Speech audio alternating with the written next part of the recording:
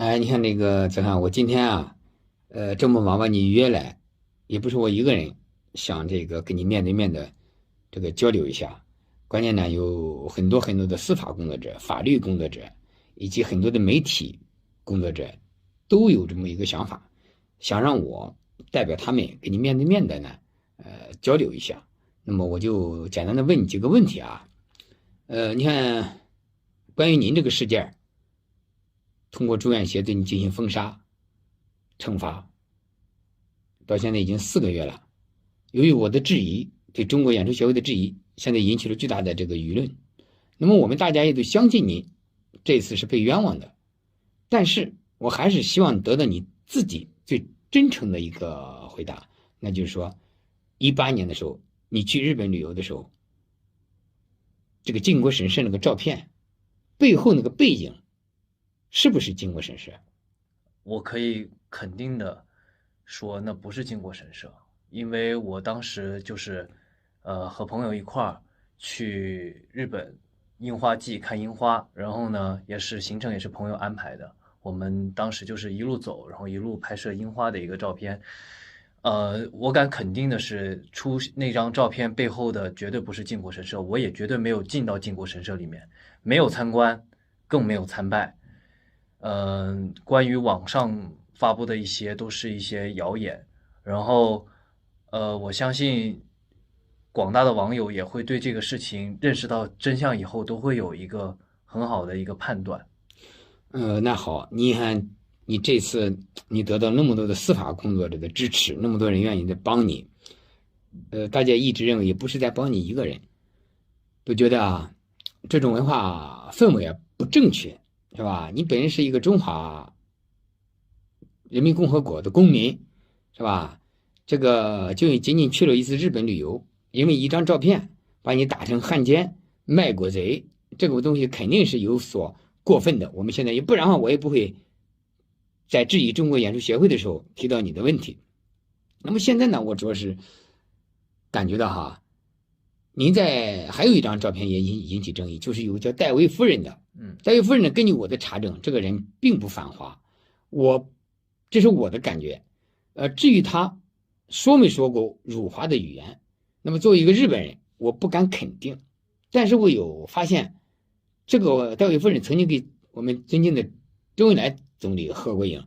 那么你在参加朋友婚礼的时候给他合影的动机是什么？你知不知道他这个人？了解不了解这个人？当时也是在朋友的婚礼上，然后朋友介绍这位是日本的艺人，然后呢，我朋友也知道我是中国的艺人，所以呢，他就提出来可不可以跟这位老太太合个影，然后我出于这种就尊老爱幼的这个咱们的中华民族的一个传统，然后就和他拍了一张照片，然后呢，其实我本人是根本不认识他，也没有任何的联系方式。所以对他的至于是什么样的，我其实也并没有一个了解，之前也并不认识他。然后呢，其实因为我是土生土长的江西新余人，然后妈妈也是党员，父亲也是党员，成长就是在这个党的怀抱里、祖国的怀抱中长大的。其实对于靖国神社，包括这些东西啊，我去日本是旅游的，我根本就不关心，也不想知道靖国神社到底在哪。但是呢，从小我们接受的教育呢，对日本对我们的侵华的战争造成了巨大的损失，我还是一直铭记的这段历史。在我以前的微博上，我也发过很多，就是呃，要维护我们国家的这个尊严，要记住我们国家的历史，要好好的发愤图强，作为一个是的，中国人。爱国言论嘛，那叫。对对对对对。有很多我也看到过，网友嗯。也发了我许多。那么，自从你妈妈给我这个写那个信之后啊，那也引起大家的关注。那么通过你妈妈的嘴知道你这个事之后啊，给你带来很大的这种网络暴力行为。这种网络暴力对你来说，你当时表现的最具体的有哪几点？你简单给大家说一说。就是陷入到一种很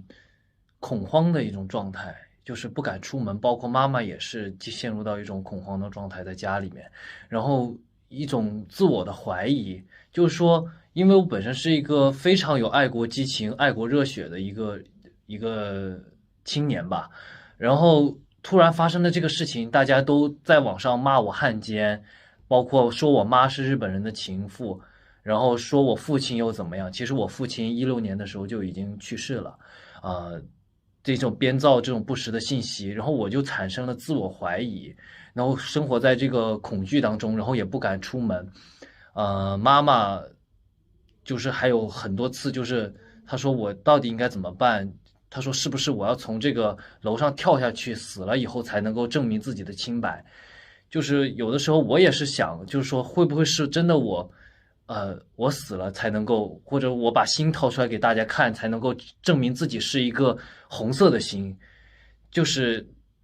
严重的自我怀疑的当中。然后呢，还有包括茶店有人给送花圈，看到网上大量的给我 P 遗照，然后咒骂我的父母，然后咒骂我，还有我们的家人也受到了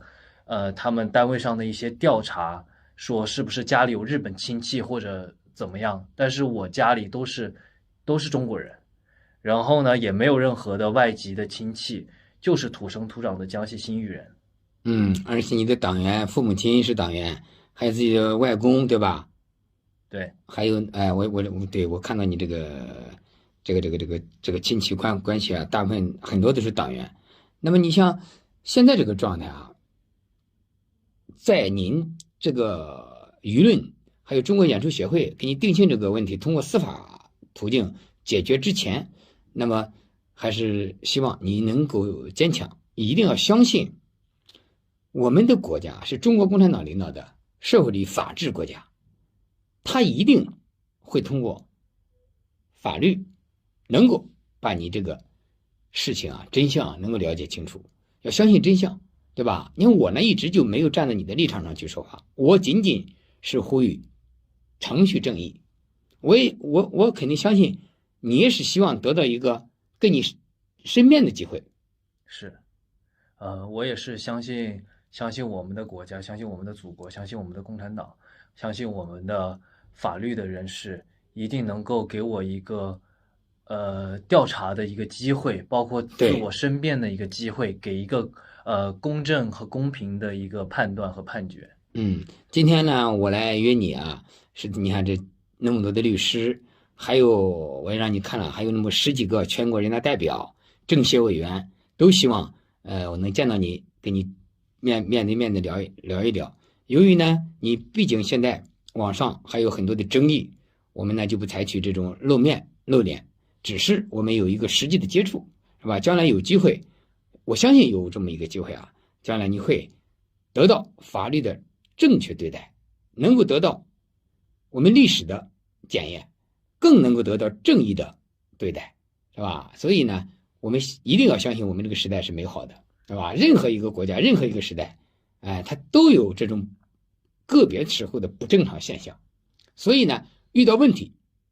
要自信，要坚强，要保住自己的青春和生命啊，这是一切解决问题的一个基础。脱离了这个，你就没什么意义了，好吧？咱今天也不太多聊，到时候适当的时候呢，我会再次联系有关政法机关、司法工作者，是吧？为你这个事儿呢进行有效的、符合法律程序的一些论证、一些论坛，是吧？让更多的司法工作者进入到这个事件当中，解决这个事件并不是为你个人，而是为了我们广大的老百姓一个价值观的问题啊，一个三观的问题。所以很多人呢，现在都等待着这个事件的最终真相。我们希望这个事件的真相是有利于你的，只要你确确实实没有到过经过审视。我也多次表态，我并不站在你的立场上，我更不会为你洗白，是吧？但是我相信你这一次是被冤枉了。假如最后经过法律审判，你确实去了，那受到任何的惩罚，你都应该心服口服。明白，感谢李老师能给我一个这样的说话的机会和申辩的机会，也感谢所有